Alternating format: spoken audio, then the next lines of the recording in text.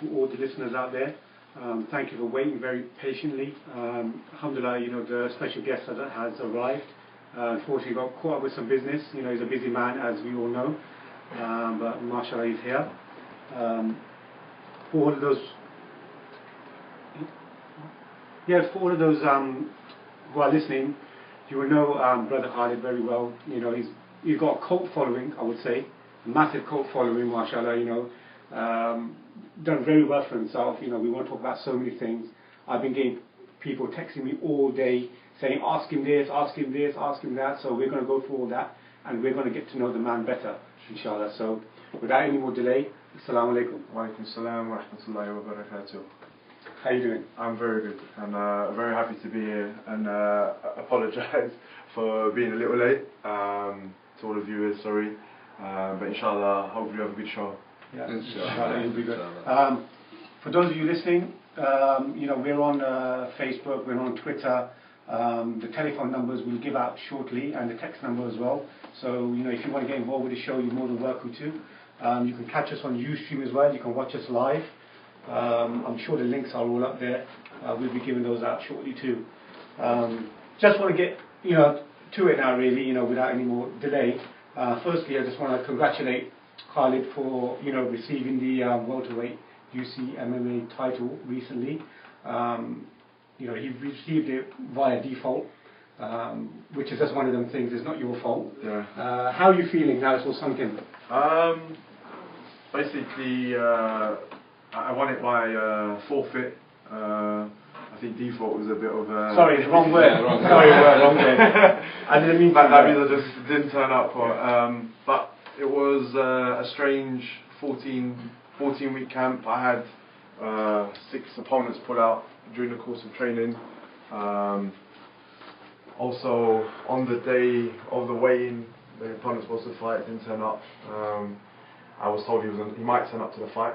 He didn't turn up, ended up turning up to the fight. So it's not the way I wanted to have the title, but alhamdulillah, I've got it. So, and this is how it is, and it was written for me to have it. So I've taken it on board, and we'll see inshallah what happens from there. Yeah, I mean, it must be very frustrating for someone like you, someone who's very dedicated at what he does, and it must be extremely frustrating because you want to go out there and you want to prove yourself, and you don't want to win your titles that way. How do you deal with that? I mean, you train so hard, and then guys, they just don't want to know for whatever reason. Yeah, that's probably one of the most frustrating things. Probably in the UK MMA scene, you have guys who drop out. They fight on shows before the main event as well. So like now, I found out a couple of guys had got injured because they were fighting other shows. And obviously we spend a lot of money, time. You're spending 6 to 8 hours every day, 6 days a week training. And again, most sports people do this. And obviously, if you're taking it, if you are fighting professional or any sport you're doing professionally, this is what happens. You spend time doing it. It gets frustrating, but again, I enjoy the whole process. So it's not just the fight. I enjoy the whole process of 3 months dedicating myself to something, or it was actually 365 to be honest. Even on Eid and all other days, man, we're struggle training after Eid Salah. We go to the gym and punch each other up a little bit and then go home and eat. I mean, mashallah, we've got to give you credit for that. From the little bit of research I've done, with the little I know you, I can see you extremely dedicated. I don't know how you do it. It's just you're a businessman. You've got your own team of fighters that you train as well. Not only that, you train yourself, and you're not training yourself just for your body to look good. You actually want to be at the highest level. How do you keep that up? I think that's a quality that I've had since I was a youngster. I wasn't always the most talented fighter. I wasn't always most talented in even studying, to be honest. And I just found that working hard at stuff, and this came through. To be honest, again, not embarrassing, but my brother. I remember when we was younger, I used to come home and I was just seeing reading books, and he became a solicitor, and through that I took it on board myself. Like through him, it was my inspiration as well. I took on the hard work ethic, where basically anything you want to achieve, there has to be time spent. And then one day, even like, for example, you guys know about jiu-jitsu and stuff, it's an art you watch and you never understand. It's like, what's going on, And you spend time doing it, and then one day it just snaps. And you think, I understand, okay, yeah, I get it. But until you spend time doing it, and this is what I think in life, a lot of people don't give enough dedication or time to certain things until they get that skill, until it opens up to them and they realise, okay, this is what it's for. And that's how you acquire it. To the listeners out there, this is your 95.6 FM, 1 on my FM, Reading. We have brother Khalid, Ismail in the studio. Well, it's been demanded by the people in Reading, to be honest. I mean, I don't know what other word there is. So, you know, it's a pleasure for the late team, and well, it's an honour for myself to have such a talented brother sitting next to me and giving us his story. But my question to you is, listeners out there, they don't know what UCMMA is. Can you give us a bit of background on that, please? UCMMA was formerly known as Cage Rage. People might know it as Cage Rage. It was the UK premier cage fighting or MMA mixed martial arts organisation. It changed. I mean, you had the likes of Anderson Silva fighting on Cage Rage about a few years back, 10 years ago. I think he was fighting. Anderson Silva was the UFC middleweight champion. So you had high caliber fighters on it. It switched names to UCMMA. It is probably one of the leading organisations in the country. So yeah. Is it world renowned? Is it, or just a newly formed organisation? Cage Rage, the old Cage Rage was well known. They had a split. UCMMA came out of it, but it's probably one of the premier organisations in the country. Wow. Okay.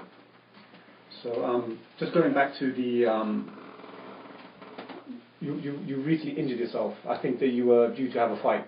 I was due to have a fight. I don't want to say anything just yet about the issues of why I'm not fighting. I know something was posted up about me being injured, but I will disclose something on later on this week. Or inshallah, we'll let you know. Obviously now, you know, the thing is you built such a cult following for yourself, you know, all over the internet, you know, you just see Khalid everywhere, you know, and people actually love you, you know. And the thing is, you've only had three fights in the UCMMA, so, and you're finding it very difficult to get opponents for whatever reason, you know. What can you do? What can we expect from you, you know, from that? You don't do nothing about that sort of stuff. Yeah, well, I think for me, well, firstly, thank you to everyone who's supporting me, mashallah. It's a great feeling coming out when you got 400-500 people screaming, and it's and even like the messages, people who don't come, and the messages I get from them, the good luck messages. Yeah, man, it's like you can't. And I never started fighting because you wanted admiration, but when you get it, it's a motivation. It's a bonus to it. But the fighting side, man, we'll find people to fight, and if it's not going to be here, it'll be overseas. Yeah, so I mean, we're looking at America and other countries to go over. I still believe we've got great UK talent, and we've got a lot to show. So, inshallah, we'll get a chance. You want to conquer this battlefield first before you can move on to elsewhere. Yeah, I mean, if the fight's not here, and obviously, you know, if you're training 3-4 months and you're not getting the fights here, then we'll have to move and try and get the fights elsewhere. I think the main thing is people want to see me fight. I'm getting older, so I need to fight, and I believe that I've got the talent I've got the right work ethic, inshallah, to go to the next stage, and we'll see what happens. Yeah, sure. Okay, to the listeners out there, if you want to talk to the brother live in the studio, the number to call is 01189 660382. I'll repeat that, 01189 660382. If you want to text in with any questions you would like to ask the brother, 07909 567 527. Let me repeat that. Text in is 07909 567 527.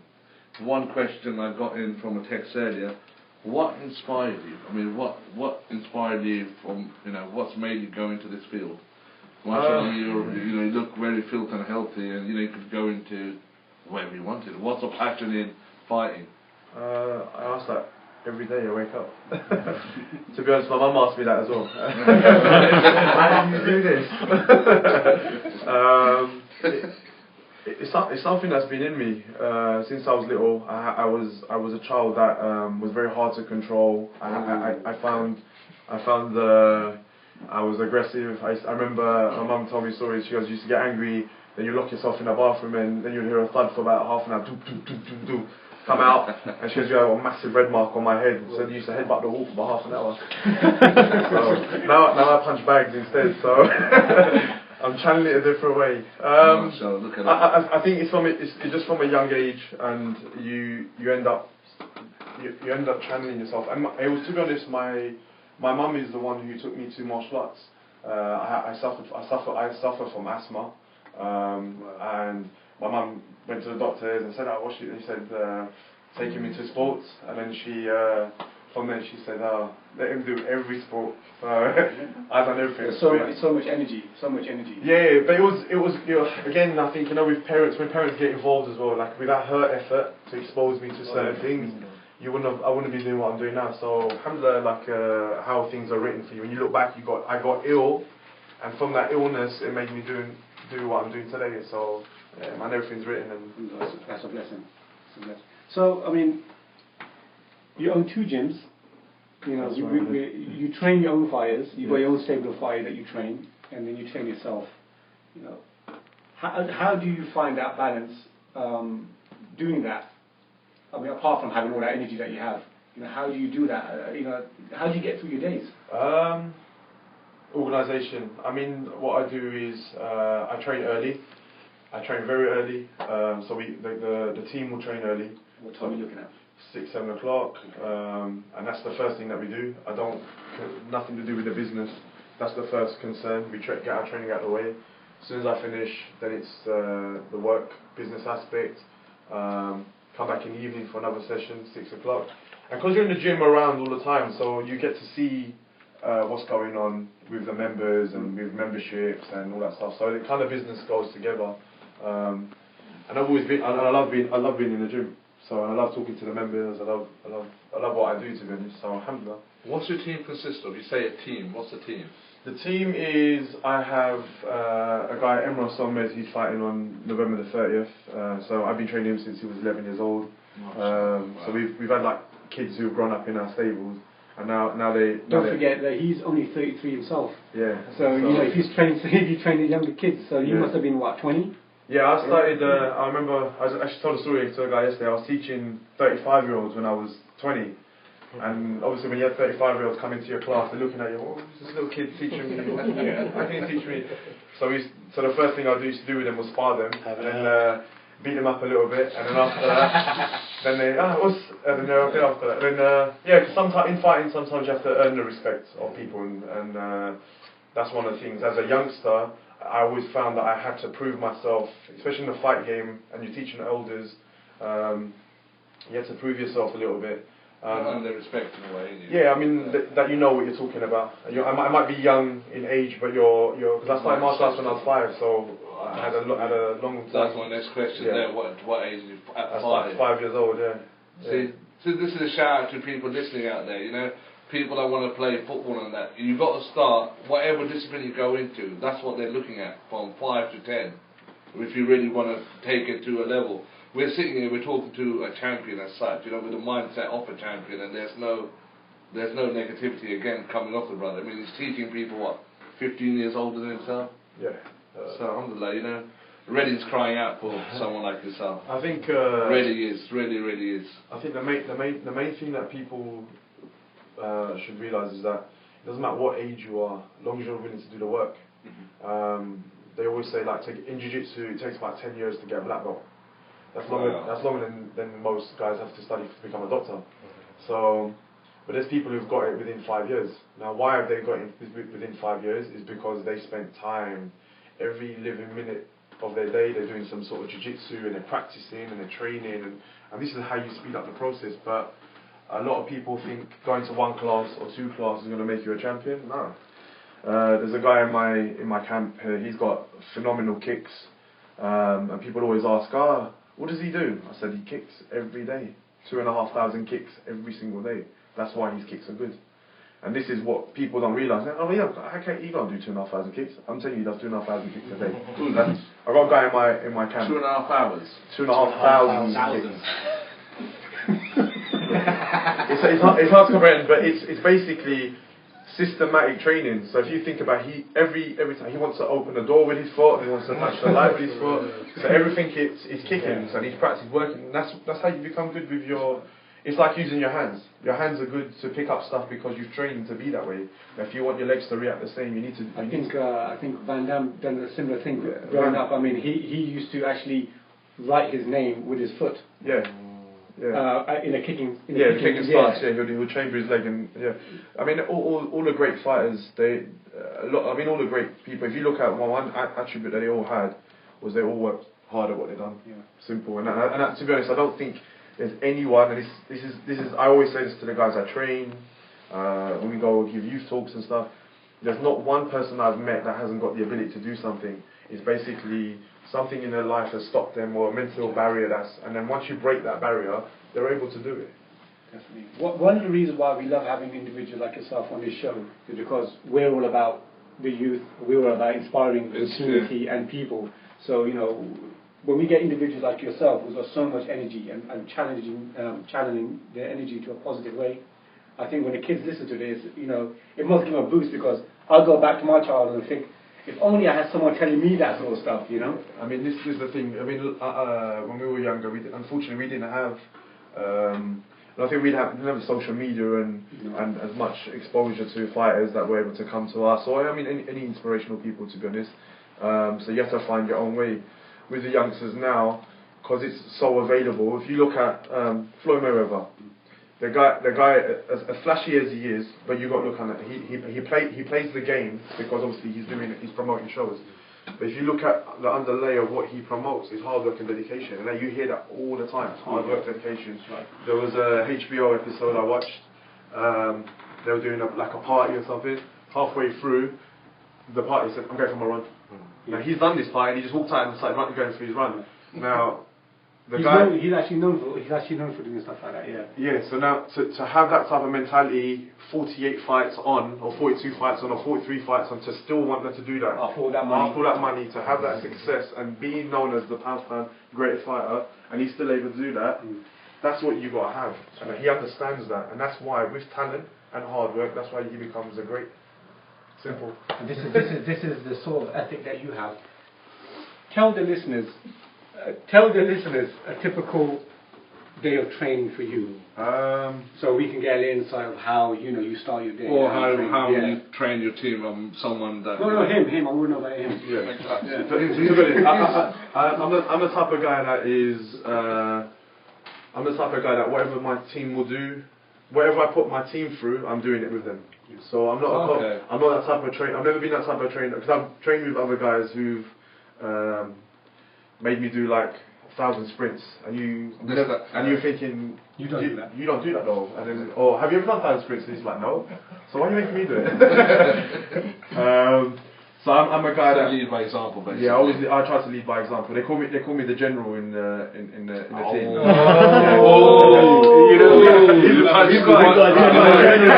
You might have touched the nerve. The Reading general's listening. I know he's listening. The brothers it's the guy who shows. Yeah, not stepping on any toes. But that's the general's text there you're looking at there at the moment. So he wants to meet you. I do Charlie, bro. If you're listening, if the brother's got time and you've got time, we can introduce yourselves to him. Yeah, him to him and vice versa or whatever. There we go. So yeah, we can have a little 1-to-1 somewhere outside in Reading. We've just discussed work ethic. You follow a philosophy of Bushido, I believe. Yes. Yeah. Explain what that is, please. I'm sorry, bro. I'm sorry. I'm just overwhelmed here. For the listeners, for myself and everyone else here, explain to us what Bushido is and what it means to you. I came across Bushido when I started martial arts, but then I realised a lot of what Bushido teaches is a lot of Islamic teaching as well. It's very similar. The characteristics of someone who practices Bushido would be you're honourable, you don't have an ego, you respect others, you're loyal. There's seven virtues of Bushido: respect, honour, loyalty, benevolence. I can't remember the other two off the top of my head. But basically, those characteristics is of a warrior. Code of conduct. Code of conduct. Now, what I really liked about it was, and how I try to conduct myself as well, is most people meet me and they say exactly what you said to me today. Actually, you're not as big as what I thought you was, or you don't look like a fighter. You look like a fighter. you know it's good fighter. But I've had that loads of times before, and to be honest, we have this another Bushido saying is civilize the mind and savage the body.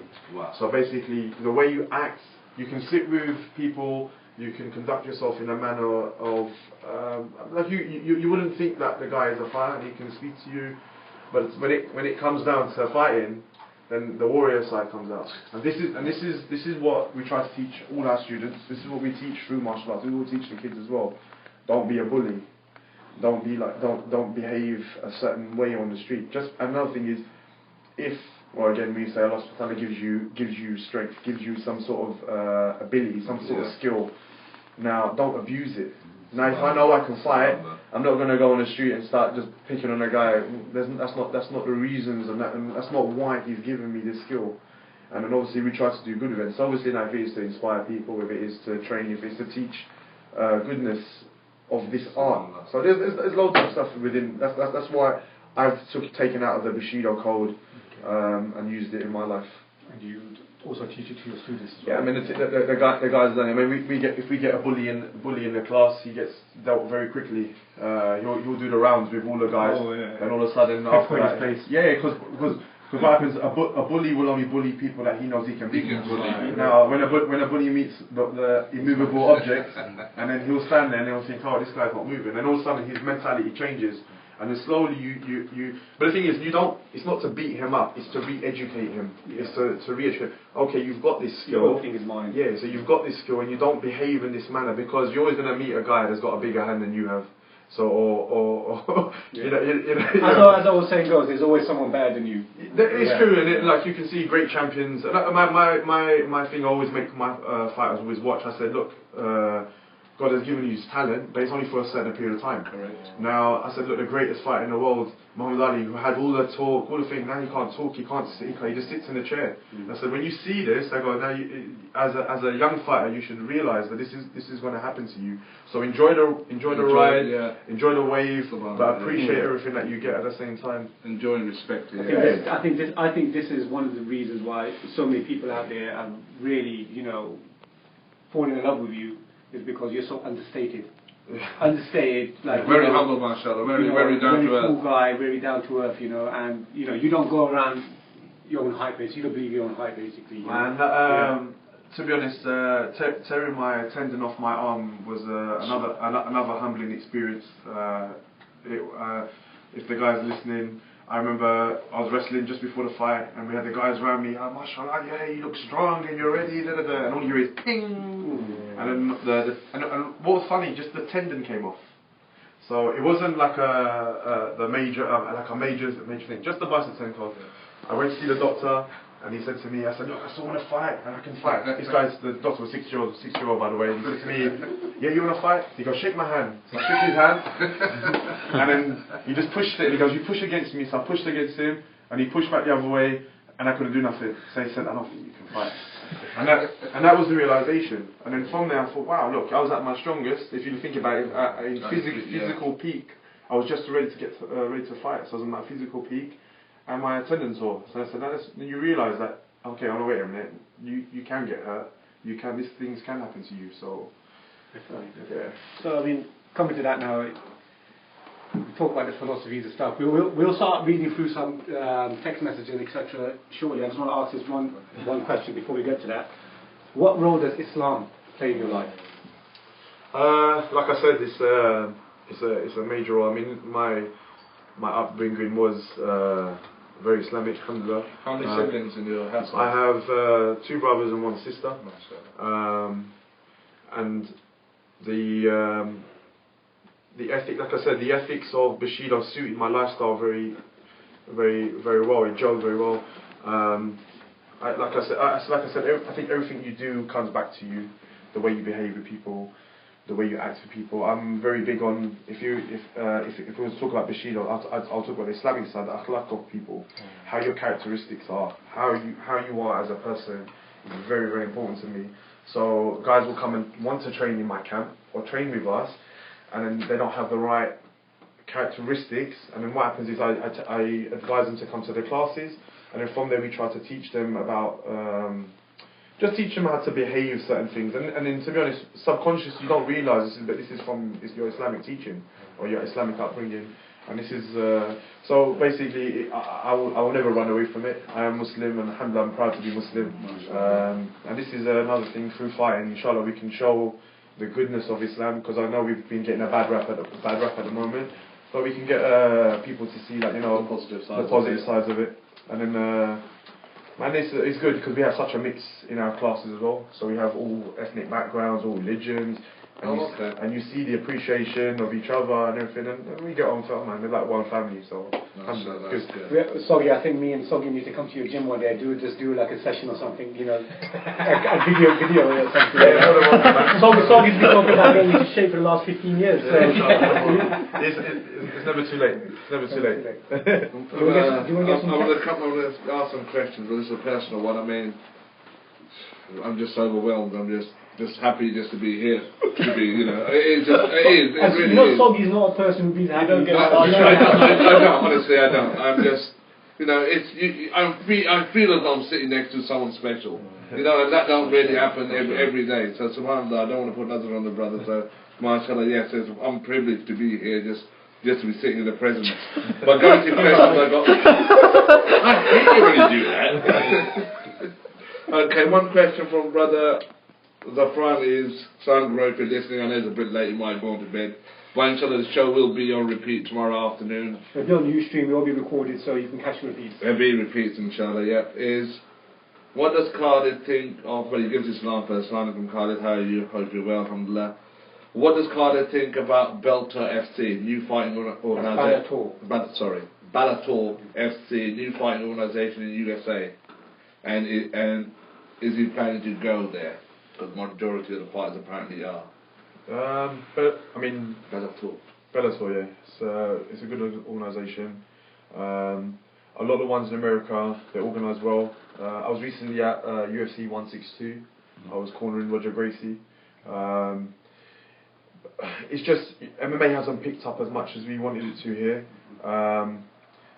and for some reason I think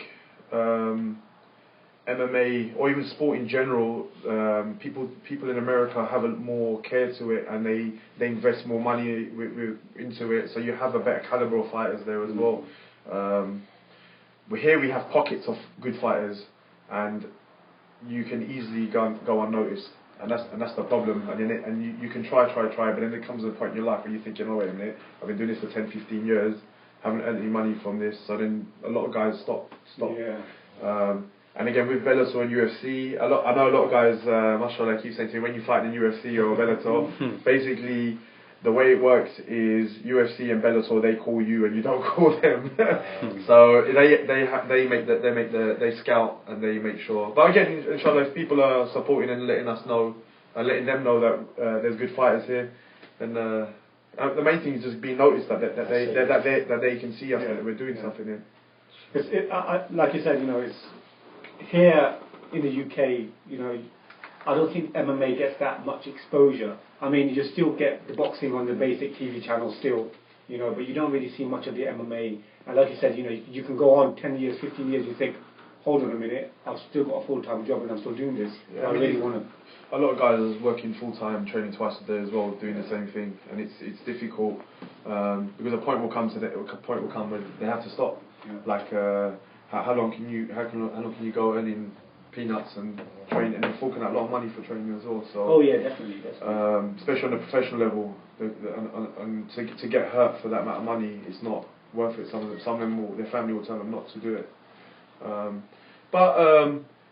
Hopefully this is what I mean. That's why I'm quite active with the youth, and I don't mind doing shows like this, and because I want sport in general.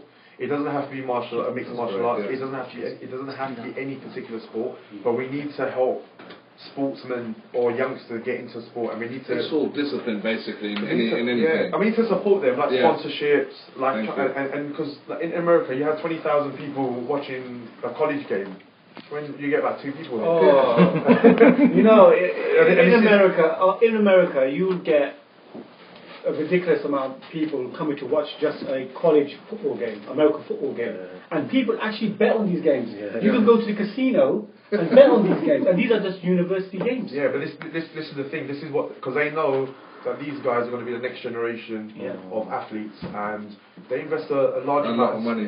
large investment in sport development as well. So you have the best. Like now, why do I tell you what happens to the UK fighters?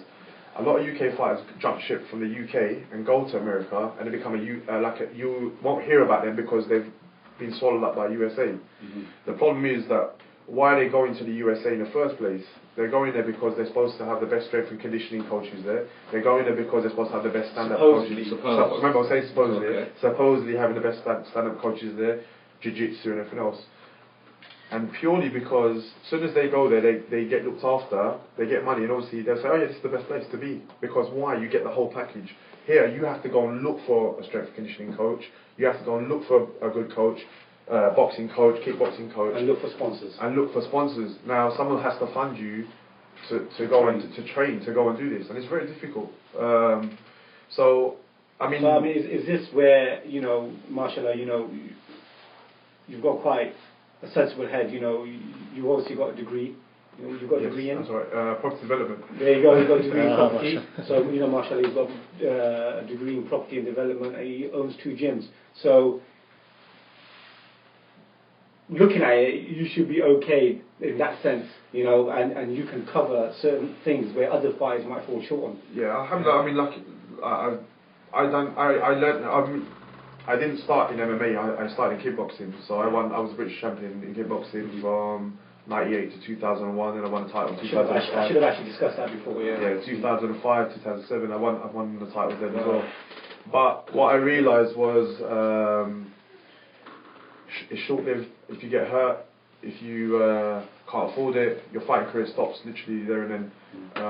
So I kind of done things backwards, where most pro fighters open the gym at the end of the career. I ended up opening it first. Yeah. And I thought, you know what, let me have something secure. And once I did that, then I pursued my MMA career, and at the same time I was able to fund my training and stuff. I've got texts in here regarding your gym. They want to know what's the gym called, what's admission free, what kind of charges, and what kind of membership, etc. And when you obviously come into Reading.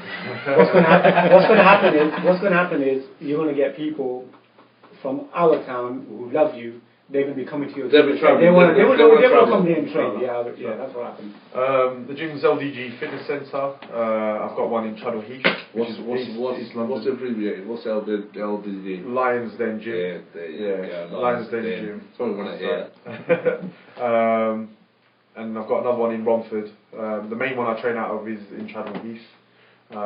Where's that in geography? Of do you know where Ilford, East London? Yeah. So a lot of people know where Ilford is, so it's quite close to there. Oh, okay. How many gyms? 2? 3? Two gyms. We are looking to expand, so we might be coming. What I might start changing the concepts. Yeah, we might be coming to Reading. No might. Yeah. we don't want to hear might. You know, we want to There's be more positivity. there's plenty of unemployed people in Reading. So Reading. I mean, Reading's got its like every other town, got its basic gyms, but it hasn't got anything for our community as such. that vision that you have of a gym, this town doesn't have. Right. You know, it would love to have something like that. I'm just saying. Yeah. Maybe With the right person in charge, you know. I mean, this is the plan for us anyway. LDG we want to come to every town. We want to come north, south, east, west, and we Come want. south first, then. Yeah, I mean we want to. We're not worried about the northern ones. We want to come over. And we want to put this type of ethos, this type of gym in areas where people. I mean, for me, basically, if we leave a legacy of what we've been doing, and youngsters can take it on from there. Alhamdulillah, man. We've done our bit. We've done our bit. Yeah. That's it, man. That's what we need to do. We'll get to a bit of a controversial question, and this is not a dig at you. Yeah. You know, you wouldn't want to dig at him. I wouldn't want to do that anyway. I'll let me get out of the way first. It's just a question of PEDs in fighting sports now. I mean, they're getting big in boxing. You know, a lot of people say, you know, they get used regularly in MMA, and people aren't being tested properly. Where do you stand in all this? Or what's your opinion? Sorry, I'm not saying that you stand anywhere in it. Okay, firstly, in MMA we all get tested, so we all have to submit blood tests before we fight, and we have urine tests as well. So I think the small organisations might have struggle with testing and stuff. It's expensive to do, but you got to remember PEDs are in every aspect of every sport.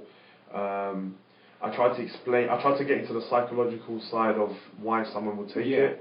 Now, for example, if someone was training for the Olympics and they're training every single day, and the grueling training of it is 8 hours a day, and then your coach comes up to you or someone comes up to you and says, you know what, listen, you're injured, you're getting beat up every day, look, take this, and it will help you a little bit, kind of thing. You don't have to take it all the time, just take it once or twice. They give you that edge. They give you that, yeah. Not a little edge, what it will do, it will just make you get through training. Because that's how it probably starts off, just to get through training, because you're feeling the recovery. So then, and I said, what happens is the willingness to succeed overtakes everything. So they just want to get to the Olympics. They just want to fight and compete in 2016 or whenever it is.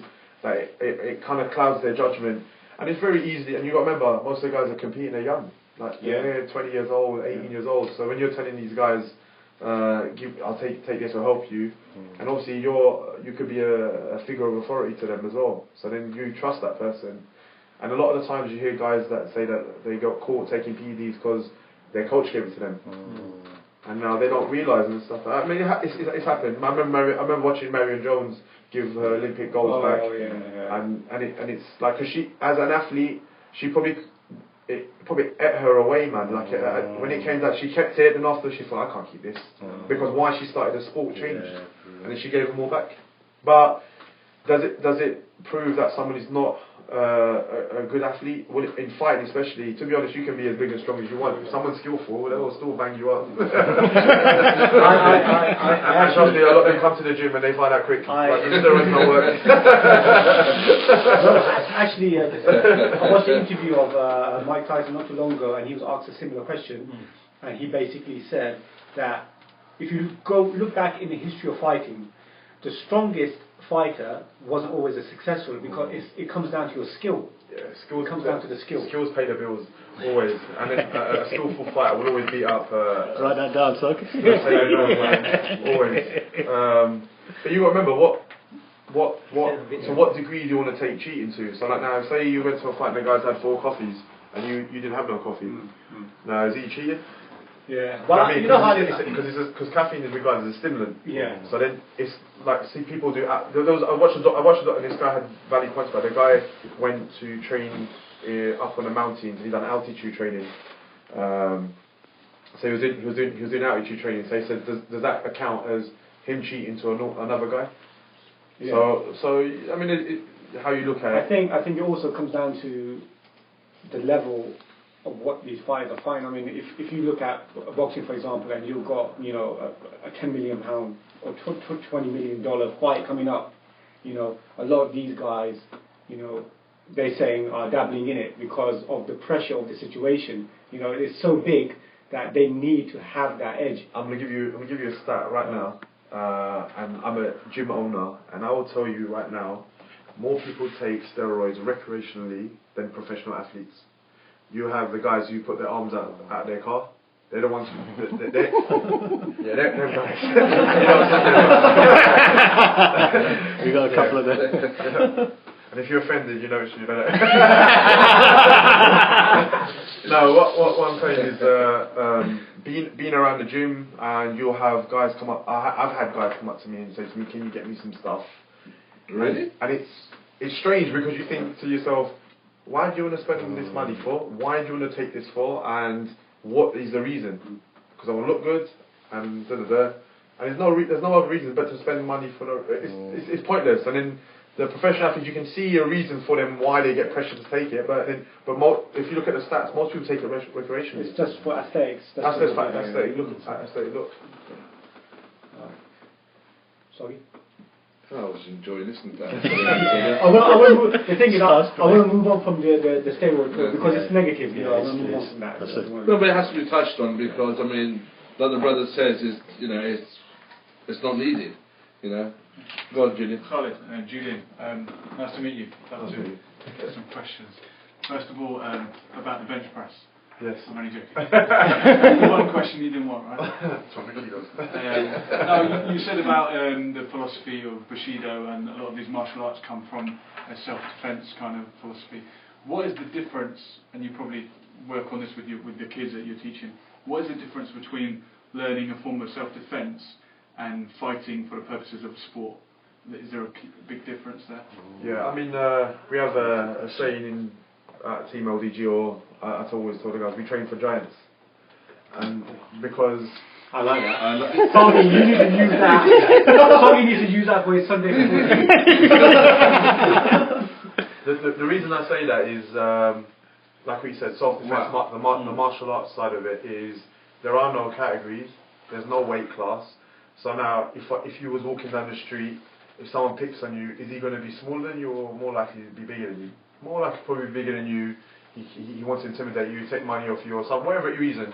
So you always have that mentality where you should be training, and this is what we say about skill. That a smaller guy should be able to defend himself against a bigger guy, and this is the reason. This is why we always say we train for giants. So when people say to me, "Oh, he's 80 kilos, don't care. 90 kilos, don't care," because the mentality that you have is, I might be smaller than you, but the fight I've got is going to be bigger than you, and the heart I've got, and this is what you try to teach people. You'll hear a lot of people say the guy's got heart, and this is exactly what martial arts is, and this is what you try to teach people. And some people have it, and some people don't. And then the fighters, you'll find that the real fighters, to be a champion, to be one of them guys, they're the ones who have it. What's that classic saying? It's not the size of the dog, but The fight and the dog. Yeah, the fight of the dog. On that note, is it then in a way more dangerous for a bigger guy who looks like he can fight walking the street? Because anyone who picks on him is presumably going to be ready or going to want to be prepared or have two people or have a weapon. If you're a little guy, you tend to get picked on less sometimes, maybe. I think me growing up, I'm not the tallest of guys, so I think I was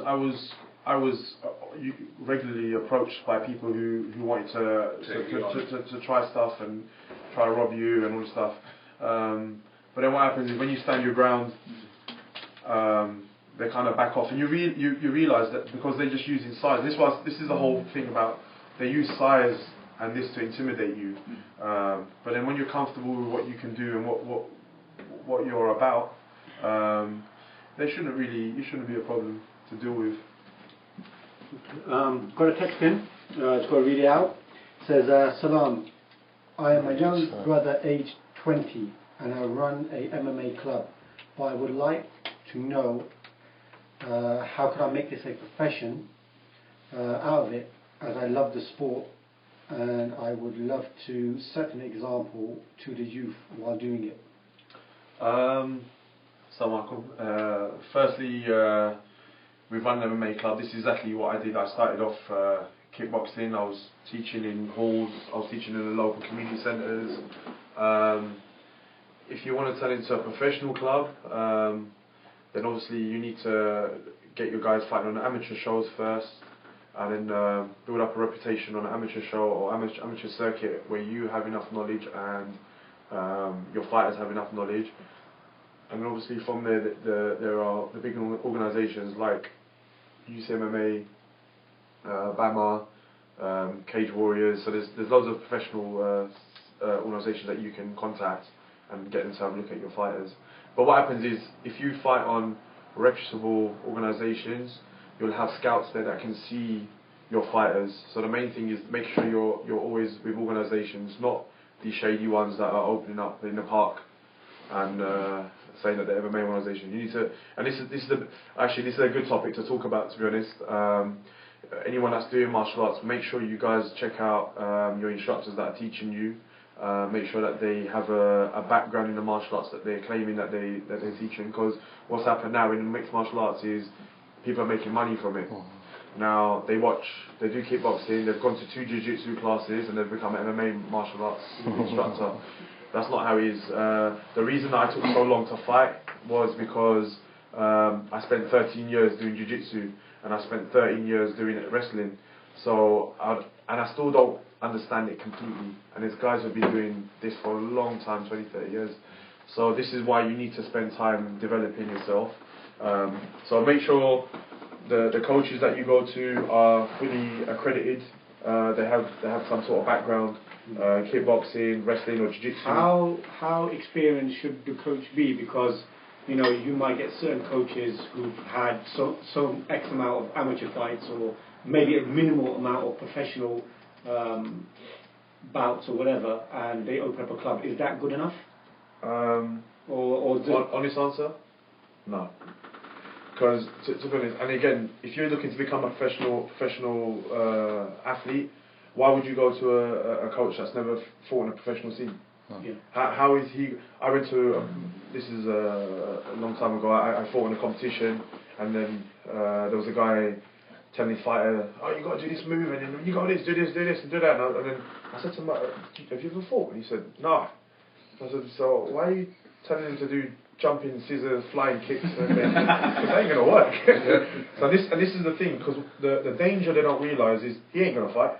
The youngster's gonna fight, or the guy he's putting in the cage or in the competition, he's gonna fight. That's why it's important when, like, even the experience of fighting, like if I got a novice coming into the cage, his mouth's gonna go dry, his legs are gonna start wobbling, and he's gonna have this adrenaline dump, and he's gonna feel so rubbish. Then I'm gonna say, but then, if your coach has never experienced that, so how are you going to give him advice about this? He's going to look at you and say, "What's wrong with me? I feel like my legs are going like jelly." Now you're going to say, "Don't worry, you'll be okay." So, in a nutshell, basically what you're saying is that if you do want to set up your own gym, you have to make sure that you have the actual credentials to do it. Yeah, man, you got to look. To be honest, if you went for a job and then you said to them, "I got a degree," and it's a wage certificate, and you don't show it to them, what are they going to say to you? That you ain't got the certificate is not the knowledge that you've got; it's to prove that you've done something. Right. Now, when you get your black belts, and when you get it's not to show that you're a black belt, because why? Because you'll need it for insurance. Because obviously, if you ain't got a black belt or something, how does this person get insurance? So now, this is what I'm talking about. Because when actually the bad stuff happens, then it's like, oh no, like say you don't see them. What about if they run away? Yeah, like say you're using a class and someone gets hurt. Now, and your instructor isn't covered for teaching MMA or teaching certain things, or they're liable for it. Now, this is very important now. So, guys, be careful with the clubs that you choose. And there's plenty of instructors out there. And if you're an instructor that wants to get into MMA, go to reputable clubs so you can learn jiu-jitsu and wrestling and stuff. And inshallah, from there you can progress. And then once you're learning and stuff, you can set up. Okay, I've got. There's a few texts on this phone. Okay. Well, I'll go for this one. This one's a bit. He's saying, "Salam, brothers. Please ask Khalid to give his brother salams to Mr. Erdem Gukhan." Oh, Erdem Gukhan. School friend. Okay, yes. on the show. And is there any projects on his teaching his MMA style in Turkey? Sorry, the English was a bit broken. Oh, so he's from Turkey. Oh. Because Erdem Gukhan used to go class with me. Oh, okay. He's been school with me. Yeah, mashallah. So welcome, Erdem, if you're listening. Yeah, and he's saying, have you got any projects on teaching your MMA style in Turkey? Inshallah, we've got a few things might be coming up soon. I'm developing a MMA syllabus. So, like I said, we're going to develop a syllabus where it's under my guidance. So, whoever wants to learn kind of thing, we have a teaching system that they can acquire. And what we're doing as well is I usually travel abroad to train in my camps. I might be setting up a holiday training camp abroad, so people can come with me and train like a pro. So we might do like 7 days, and you get to train twice a day, and we do different sessions in an environment where I'm controlling it. Okay. So, I think one of my friends went with you on one of those. Shahid. Yes. Really? Yes. So, yeah, He wasn't a big fan. But he done well. Okay. We need to go to this training camp. So Yeah, these. To be honest, I'd like to go see how one works. Don't push me further than that. The hardest thing with training is, especially when people are doing it amateur or just started, they don't understand what they have to do within the camp or training. So we take them and we help them with the nutrition, we help them with the organisational training, what should come first, like if they're doing a S&C session, strength and conditioning, or jiu-jitsu or kickboxing, so we can organise everything for them. And they get good guidance and stuff, and then inshallah it's fun for them as well. The main essence, you just hit the nail on the head. For me, it should be fun first and foremost. Not everyone's going to be a champion like yourself, or take it as a profession. Even as a hobby, as a skill of self-discipline. That's what our objective is here. To get these kids that got nothing to do, just stand on street corners. We're looking for an avenue as, Marshall, it's lovely to meet you again. I know I keep saying that, but like someone like yourself to come to Reading and say, look, this is how it should be done. Get your bums off the street and be somebody. This is what me and Bob have been trying to target for the last X amount of years. Because we've got all trying. Yeah, well, we're not going to give up trying. That's because we see it every corner we go to. There's kids. They might be talented, but no one. It comes across as if no one cares about them, and when no one cares for anybody, they don't care for themselves. Yeah. So we need this figure. Well, that's my philosophy. We need someone to inspire them. There's brothers that are listening that we had on the shows. Again, I'm touching on Edgy there. Who's done his thing on the street and now he's turned martial to a pro boxer. Bro, I will promote your fight in a minute once we move on and whatever, but we're still in the middle of this show, so I haven't forgotten you. I know you keep texting and whatever not. But he's done his bit on the street and he's come on the show and given that speech. Marshall is a pro now, so like this up, he's training his butt off, running in the morning, he's got a certain team around him. But we need more people like that, that need that there's an avenue for them, it's not a dead end. They might not be educated, neglected on the streets.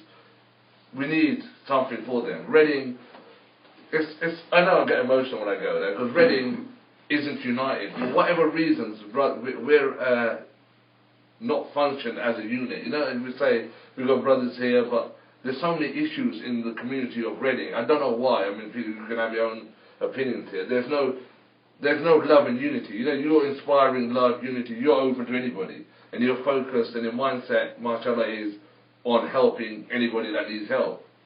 But I don't know what the problem with Reading is. Maybe I'm just going too deep into this. I don't know, because I don't. Lack of role models, There is no role model. But why is Reading lacking this?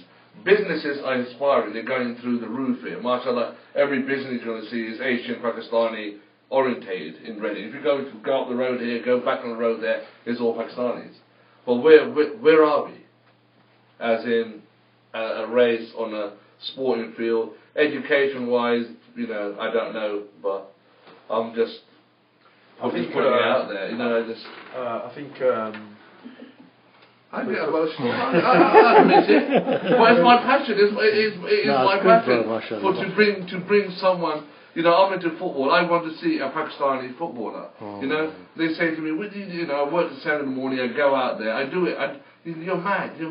I'm not mad. If one decent thing comes out of Reading, and I'm just a little bit responsible, I'm proud. I've done my bit. Barber, he's a boxer. But we all have our own fields, but I don't understand why. But this is what I'm getting. I'm trying to find someone like in a code. I got a question asked to me yesterday. Why is there so many talented Pakistani footballers in the UK, but they fall on the wayside? He was blaming it on racism. I don't blame it on racism. I think they don't listen. At a certain age, 16, 17, they know it all.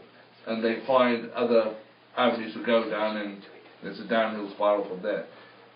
I think with the youth of today, a lot of people have in general in society now, in all cultures, a lot of I have Moroccan, so when I give talks to the kids and stuff as well, I've done a talk in Tower Hamlets to Bengali community. Okay. Not sure, but what I found is the youth of today have like a blame attitude. Like you're supposed to do things for me. Yeah. Now, when I was doing kickboxing, when I first started, I just done kickboxing. I didn't expect to make it. I didn't know what would come from it. Yeah. But I love doing it, and anything I dedicate myself to, I want to see it all the way through. What I find with a lot of kids now is they get to a point. Someone says to you, "What man? If someone said to me, if someone called me a racial thing, good. You just inspired me to be even better." Mm-hmm. Now I look at it differently, because if someone's racist to you, he's the ignorant one. Mm-hmm. You're not the ignorant one. He's the ignorant one. Now what you got to do is turn that into a positive. So you use that to make yourself better. I'm gonna work harder to show you that I'm gonna be better than you. I'm gonna use this to be better, but not to compete with people. To prove to yourself that you're not gonna give up. Mm-hmm. Because what happens is, in life, it rains on the just and unjust. So it doesn't matter. So what happens? You start saying to yourself, God's being bad to me, and it's not. It doesn't work like that. You just have to keep pushing through, and this is what soldiers are about, and this is what like true warriors are about. You're gonna fall down, but get up, and keep getting up, and keep getting up, and keep getting up. Man, Andy Murray was proof of this when he won the tennis. How many times did he get into? He's a semi-final specialist, and then what do you do? He ends up winning it. Yeah. But he ends up winning it. But the thing is, now if anyone wants to look for inspiration, man, that guy's there. Look, he never gave up, and he ended up winning it. Now his life achievement. No one's going to say he got into 10 semi-finals. You say he's a Wimbledon champion. Right, yeah. And that's your end goal. Whatever you want to do, don't let people stop you, because there's the tongue can be sharp, and people will always try to say things that we've done. So it comes down to your intention, you know. Yeah, your intentions should always be sincere. Yes. You know, I personally believe that if you do something in life and you know it's fake, whether you're trying to show off or whatever it is, it's going to come back for you. You know, so it's like the fighting. Now, the way I behave is the way I behave. Like, as in my characteristics. I never try to put a front on. I don't have to prove to you that I'm a fighter to make you fearful of me. I'm a fighter, yes or no. And you know what? You'll know I'm a fighter as soon as you step in the cage with me. You'll know I'm a fighter as soon as you start to train with me. You'll know I'm a fighter when there's time to prove that I'm a fighter. But other than that, man, I'm your brother. And we're friends, and we're going to have fun and joke and all this stuff. And I don't have to act the big guy, because as soon as, and this is what I always look at fighters, as soon as I see guys do that, I know they've got insecurities with themselves. And I see a weakness in you, because you have to behave like that to make me worry about you. And you have to put your attention. Yeah, man. When I said to you, when I always look at when the guys have the tattoos on their neck, and then they've got the mohawk, and then they come in, and I'm an MMA fighter, and I look at them, I think, no, you're not. You just got a funny hairstyle, and you got a bad tattoo. So this is the mentality that I look at it, and I realise, I'm looking at you've done this because you want me to see your tattoo on your neck. You want me to be, because you want to portray this image that you're this fighter and everyone should be scared. Man, when that cage door closes, it's only going to be me and you, and trust me, you see people run. Khalid's loving this. He's loving it. Well, the brother's got lyrics as well, like even that. I thought I was an original lyricist, but I'll be put in my place. We're going to have the brother on for a little bit longer. You know, it's getting late, and he did travel quite far as well, and we want to treat him to a little bit of food as well. If you still want to get involved with the show, you're more than welcome to. If you want to send in your text, the text number is 07909 567 527. If you want to call in, you're more than welcome to. It's 01189. That's 660382. And yeah, we're still on air for another 15 minutes or so. Well, let's keep going. We've got a few posters we'd like to get the brothers to sign, so if anyone wants one, give us a shout. That's okay, everyone's putting their hands up in here. As long as I get one, I don't care about you lot. I'll give the brother a little breather, then let him have a little breather. We're going to go to what made this show possible, mashallah. I mean, I want to give a shout out especially again to brother Yasser, who's over there. If it wasn't for his promotion and his dedication and him giving me a kick up the backside saying, look, you got to do this, you got to do this, I don't think I would be here. But all the artwork and every promotion and everything else is down to brother Yasser. Don't worry, bro, I know you're always in the background, and I got to keep showing you love and respect for the work you do, because doing this kind of stuff isn't easy, and I'm sure Khalid would be proud of something like that, because if that was me, I'd be proud of it. So, and anything else that goes into it. A lot of people in the background. Thanks, brother Nasser there as well, Paul Bluefield resident. We have brother Julian as well. And Julian's going to show Khalid some magic tricks after the show. We're going to have you baffled. We've got special streamlines. We're going to record it and then we're going to post it. Okay. So and he's not going to steal my watch, is he?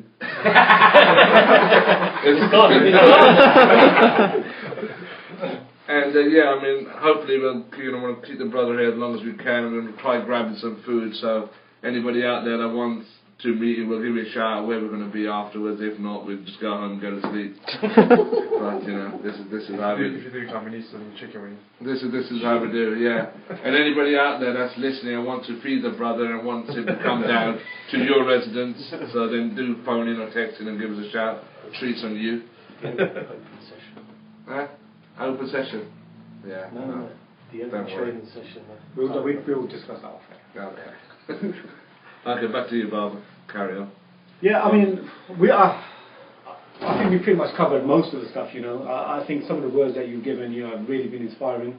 People listening to it, inshallah, will be inspired. I'm inspired. I want to go train right now, go for a run or something.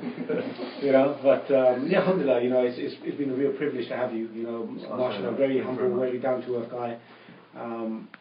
Yeah, I mean, it's an honour. I mean, hopefully, we'll see much more of you. Inshallah. Everyone's got an eye out for you anyway, so I'm sure we're going to see that. Inshallah. We're just like I said, we're going to release some stuff next week. So keep an eye out. Regarding what? Just fighting and stuff, and what's been happening regarding the title that I won, and what we're trying to do with what we're moving on to next, inshallah. And yeah, I mean, if you just follow me on Khalid Ismail LDG on Facebook or Twitter. You got your website as well? Yeah, KhalidIsmail.com. It's a lot happening. When I clicked on our website, I was like, whoa! Yeah. So much information going on. On the fan page, isn't it? Yeah, there's a lot of stuff going on because we do the training side, and so there's a lot of stuff going on. So who watches over you? Do you have a trainer as such that trains you?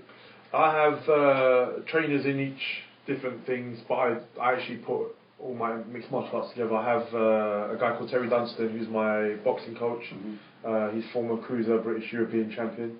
Mike Tyson's ex-sparring partner. How many rounds do you spar with Tyson? How many rounds did he spar with Tyson? He was out there in the States. He used to be his regular. He's punch bag. Yeah.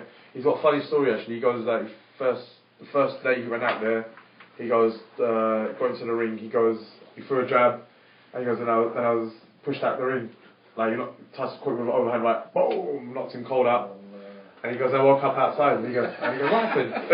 He goes, your sparring's finished. Thanks for coming. Yeah, but then they used to call him Jab a Minute. They used to like jab and run. Oh, okay. Yeah, because Terry was a cruiserweight, so the weight below. But he goes that. Then you talk about Mike Tyson, his prime man. Yeah. And he was trained. He trained with, sparred with Evander Holyfield, Lennox Lewis. So all the big name pros. Big name guys. Man, what fighters did you admire growing up? Well, it has to be, Mike Tyson, man. Oh yeah, we see all that. Yeah, we see that. Really? Yeah, Mike Tyson. Who's the greatest? Tyson Ali. Go on. Who would win? Who would win? In their prime. Okay, if it was just a fight. Yeah, just a fight, if it was just they're going to go into the ring and fight. In their peak. Both in prime, yeah. No, if it was, I say this because Muhammad Ali had other qualities that would make him win this fight, and this. So he's going for Tyson, isn't he? No, he's not. Tyson would win a fight. If it was a fight, yeah, because Muhammad Ali had a problem with major problem with Joe Frazier. And again, it's to do with styles. Okay. But Muhammad Ali, if it was a build-up to a fight, Muhammad Ali would talk Tyson out of the fight before he even got to the fight. He'll break him mentally. Yeah, so he wouldn't fight the fight that he wanted to fight. But if it were just, because I remember during he bit Evander Holyfield's ear, and then Evander Holyfield just run at him, and it became like a bit of a brawl. Yeah. Then Evander Holyfield got caught with a couple of shots. Yeah. Because he took him out of his normal boxing. That's right. Took it in his own, yeah. If you have a brawl with Tyson, because you're what in his face, and he's that type of fighter. Again, start fighting, man. You can look. Manny Pacquiao walked into a punch, and then he woke up in the change room. Okay, that particular fight there. Okay, Marquez versus Pacquiao. Yeah. Who did you have winning that fight up until that punch? Pacquiao. Me too. Yeah. But the thing is, the knockout was so devastating that people just forget about the whole fight. But that's what it is. It's one hit, isn't it? This is fighting. This is the fight game. So, but people just see the end result. Now, Pacquiao made a mistake, walked into a punch, got knocked out. Again, Marquez has a slight problem for Pacquiao because Pacquiao's a very aggressive fighter. Comes forward, you hit him, he comes forward. Marquez is a counter fighter, walks back, sets you up, and then catches you shots. And again, this is what I said to you: skills pay their bills. Yeah. And so even if you are overly aggressive, this is what happens, and you can make one mistake. And MMA is even worse with mixed martial arts. You're in 4.5 ounce gloves, and there's no room for error. And then you can see you're caught once, the fight's finished. Yeah. There ain't no like you get a 10 count, 8 count. It's you're on the floor and then eating some lead. Long-term ambitions for yourself. Where do you see yourself, inshallah, in five years' time? Is it interview, yeah, for a job? Dana White. Inshallah, we want to. I just want to fight and just keep fighting and do as well as I can, and then just see how far I can go. Okay, say 10 years time. Well, where's the end goal? Yeah, the end goal is to keep fighting. That goes very back. It's in his blood. It's in his blood. You can't. There was an old Chinese guy. He got interviewed by a martial artist magazine. Okay. And they said to him, "Now you've been practicing martial arts for 8 years of your life. Like now the tolls on your body." And now you've got old, what are you going to do? How do you feel? He said, don't ask me now, ask me when I'm old. And he was 8 years old. He said, I do the same training I do now, but he goes, I'm just smarter with it. And it's the same thing. So like now, the day I wake up in the morning, I don't want to do it no more, that's when I'm going to hang my gloves up. So that could be tomorrow, or it could be in 15 years time, 10 years time, I don't know. So inshallah, we'll just keep going. And go. Yeah, exactly. I mean, it's the day I lose that motivation to wake up and do it, that's when I'll stop. But so what motivates you then? What makes you get up in the morning and... I don't know, man. I love what I do. I love the competition aspect. I love trying to be the best. Again, it's another thing. It's the hunger, isn't it? I think it's that desire, isn't it? Yeah, and this is what you were talking about, the youth as well. It's another thing I'm big on. I've never ever competed with anyone. The only person I ever want to beat is myself. Which is wow. So what happens is when you have that in you, you stop looking at other people. You don't care what he has, what car he drives, what he has. And you're just happy with what you've got, and this is very important. So like now, because I remember a guy training, he was 5'6", and he saw Arnold Schwarzenegger, and he said to me, "I want to look just like that." And I said, "You can't." And he goes to me, "Why?" I go, "Because you're 5'6", he's 6'2" or whatever. I said, "You can't." I said, "Don't look at him. Be the best. Be yourself. Be the best physique. Build the best physique that you can build, and then you'll be content with that, man. And then that's all you can do." So that's the message for all of us. You know, we all have to be the best we can be. Yeah, man. I mean, everyone that's the thing, because I might have a skill in fighting, but you've got a skill in something else, and then you have a skill in something else, and this is what you want to develop and also try push. Because there's guys in our club. It's the same thing with the way I said about teaching as well. When you have a good teacher, what he'll do, he'll see your attributes as a fighter. Now, I like to fight. I like to rough it up. Now someone might be a boxer or someone might like to fight long. So now as a teacher you should see that and see the attributes and make that guy fight the way he should fight, according to his characteristics, the way he is. And that goes for anyone in any aspect of life as well. So when you see someone's ability, like you said, you follow football. So if someone's good as a defender, you're not going to make him push his striker and say, no man, he's a good defender, let's build his strength up, holding the ball and defensively. Do what he is, and a good coach will see that early and then develop it that way. Yeah. Okay. Yeah. I think I've pretty much covered everything I want to say. You know, I don't want to kill it all. I want the brother to come back again. So I don't want to take everything away. You know, so I'm pretty much happy to wrap up the show.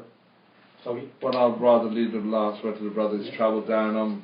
I could sit here and listen to him all day, to be honest. I mean, very, very, very inspiring. MashaAllah, absolutely brilliant. You know, I keep saying this, I thought I was good with words, but this, I've just been put in place. How many members do you have for your gyms in total? Well, you don't have to tell us because of the tax man, maybe. But yeah, quite a few. Now, Alhamdulillah, we've got it's a 15,000 square foot gym. So wow. We have like a fight zone. We have the concept of the gym that I opened was to have everything underneath one roof.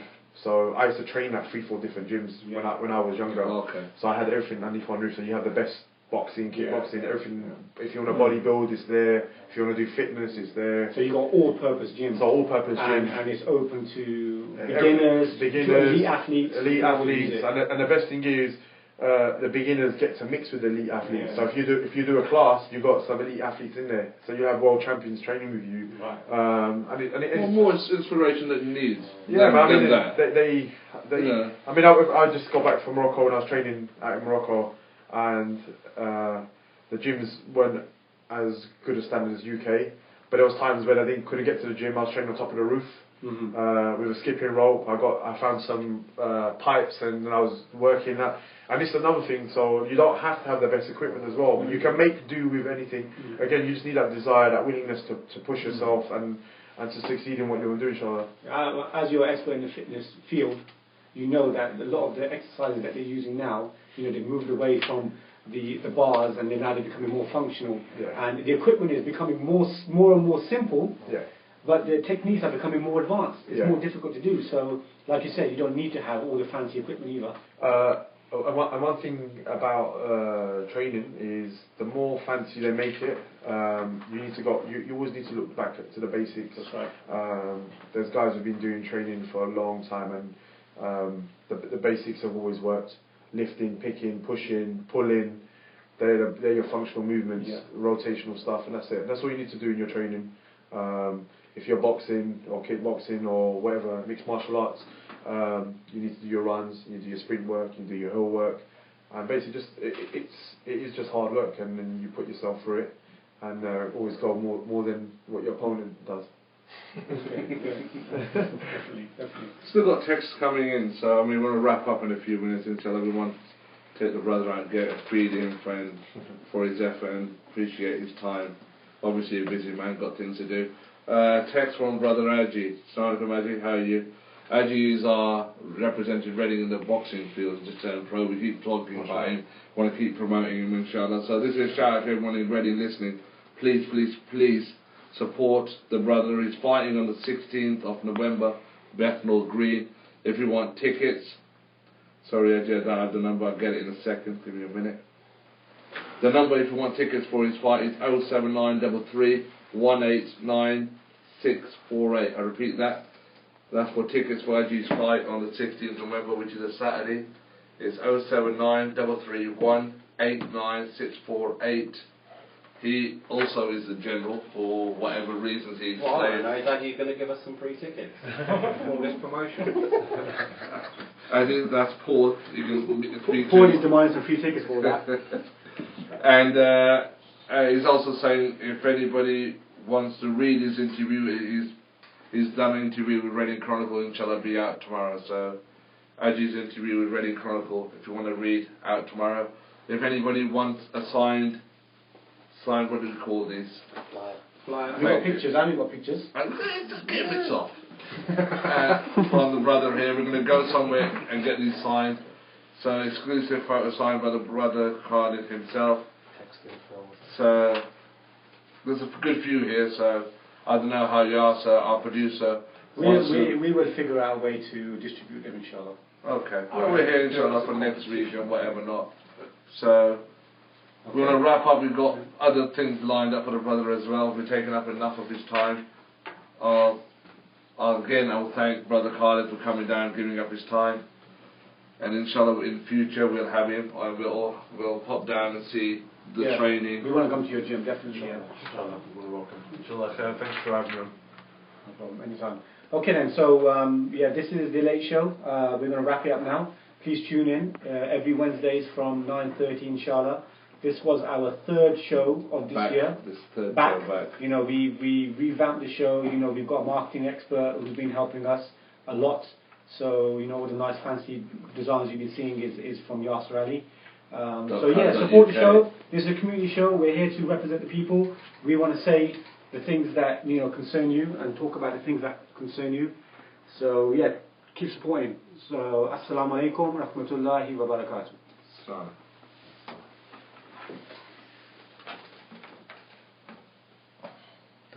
Thank you. Thank you. Thank you very much. Appreciate that, man. How long was that? It was the text.